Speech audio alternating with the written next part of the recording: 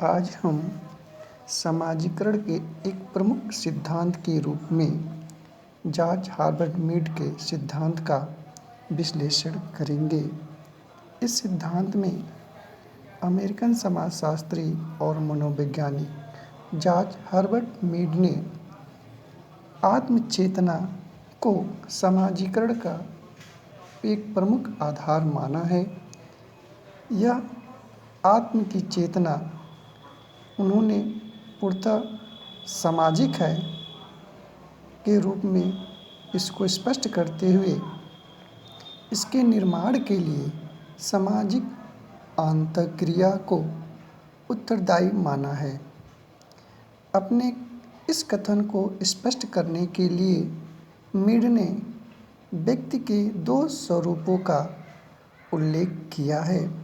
पहला जैविकी व्यक्ति तथा दूसरा सामाजिक रूप से आत्मचेतन व्यक्ति। जैविकी व्यक्ति से तात्पर्य जन्म के समय बच्चा केवल एक हाड़ मांस का जैविकीय प्राणी होता है, जिसमें तार्किकता या बुद्धि का अभाव होता है। वह अपनी क्रियाकलापों को आंतरिक प्रेरणाओं के आधार पर करता है।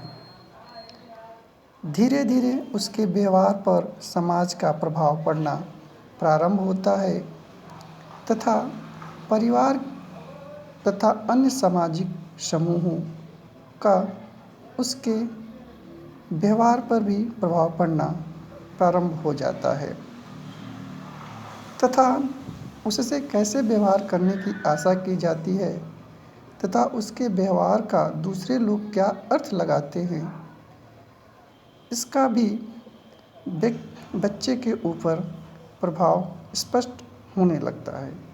मीड ने दूसरे लोगों के इस व्यवहार को ही सामान्यीकृत व्यवहार कहा है। मीड के अनुसार आत्म स्वयं के बारे में एक चेतना है। इस आत्म चेतना का विकास कैसे होता है, इसको उन्होंने दो प्रमुख शब्दों के माध्यम से स्पष्ट करने का प्रयास किया है, जिसे हम आई, मी और मेरे जैसे शब्दों का प्रयोग से समझने का प्रयास करेंगे। यद्यपि मीड ने इन शब्दों की व्याख्या अधिक जटिल रूप से की है, लेकिन अध्ययन की सरलता के लिए कहा जा सकता है कि मैं का तात्पर्य आत्म के उस भाग से है जिसके द्वारा बच्चा अपने आप को दूसरे से अलग समझता है। बच्चे का मैं कल्पनात्मक, स्वतंत्र और नवीनता से युक्त होता है तथा मी या मुझे शब्द उस रूप को स्पष्ट करता है जो उसे अपने बारे में दूसरों की दृष्टि में दिखाई देता है।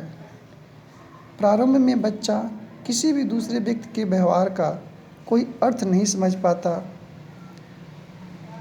अथवा यह कहा जा सकता है कि प्रारंभ में मैं और मुझे की धारणा एक दूसरे से बिल्कुल उसके लिए अलग होती हैं। धीरे धीरे परिवार के सदस्यों के साथ अंतःक्रिया करने से बच्चा अन्य सदस्यों से अपनी समानता स्थापित करने लगता है। उसमें यह चेतना पैदा हो जाती है कि उसके माता पिता, भाई बहन तथा अन्य व्यक्ति उससे कैसे व्यवहार की आशा कर रहे हैं। यही स्तर आत्मचेतना का आरंभिक स्तर होता है, क्योंकि यहीं से मैं और मुझे में भेद होना प्रारंभ हो जाता है।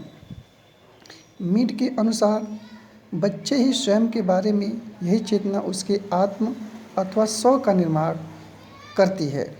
इस आत्म का विकास करना ही समाजीकरण का एक प्रमुख उद्देश्य होता है।